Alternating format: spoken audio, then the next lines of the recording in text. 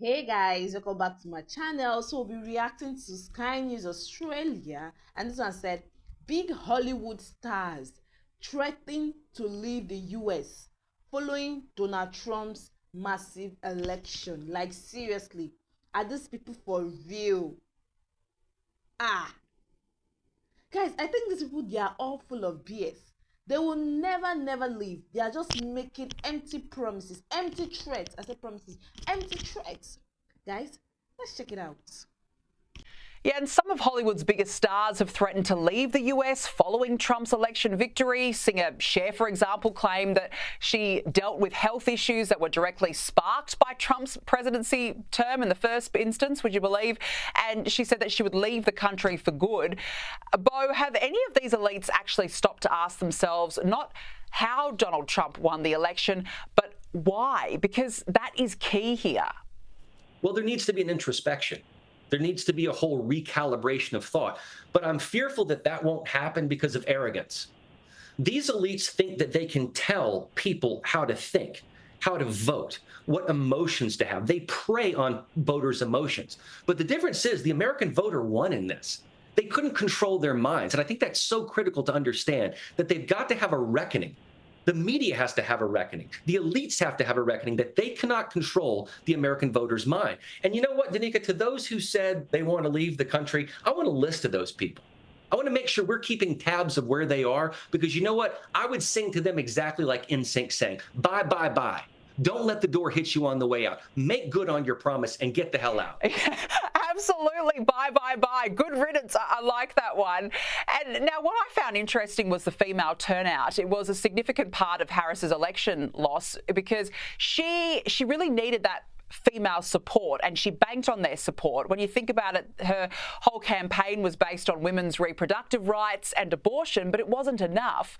But why do you think Kamala Harris failed to get as many women to back her as she had hoped? Because she wanted to make women single issue voters on one issue alone, abortion. She thought that abortion was more important to women than the economy, than inflation, than the price of eggs and gas, and putting food on their families' tables, in safe cities, safe streets for their children. And here's a question that they should be asking themselves. Does the average American woman want to have a family, or do they want to abort a family?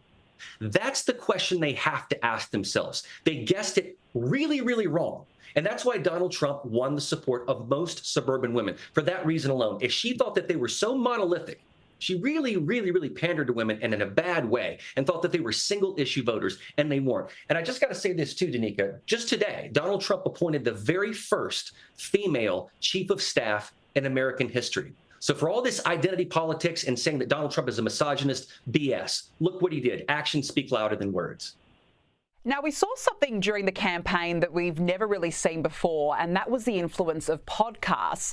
Trump did Joe Rogan, one of the most popular podcasts in the world, but he also appeared on a number of others hosted by young anti-woke men like Theo Von, Lex Friedman, Logan Paul, for example. And Bo, this is quite interesting because all these men, I guess, speak to a crucial part of Trump's base of less educated young men, but who are disaffected with progressive politics. Was this a secret weapon for the campaign? I think it was. You know, a lot of men supported Donald Trump. He had about an 18% advantage on Kamala Harris in terms of men. But young men listened to him. And again, why? Because he spoke to them.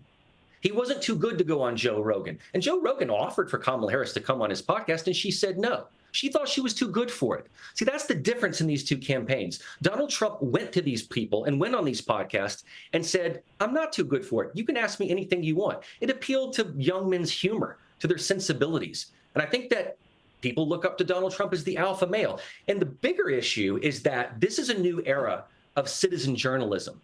This is the beginning of the end of the legacy media. They can't tell you how to think anymore because they've been wrong so many times. They've been inaccurate on their stories. Think about the Hunter Biden laptop story. It is the beginning of the end of them. So this is a new dawn, Danica. It's a new day, and it's the birth and the championship of free speech in this country. And I'm so happy about it. Guys, all I can say is that Bye bye, Hollywood stars. And please don't come back ever. Don't come back again. Because they see it as a threat. We see it as a blessing. They should leave so that the US or everyone in the US can make America great again. Because I don't even know their need. What are they doing for the US? Nothing. They are just there. And I feel they have been threatening since 260 and they are still there. So this one is just empty threats from spineless creatures. Woo. Let me know your thoughts are in the comment section, guys. Like, watch, and subscribe to my channel, and have a wonderful day ahead. Bye bye. Be you, be safe.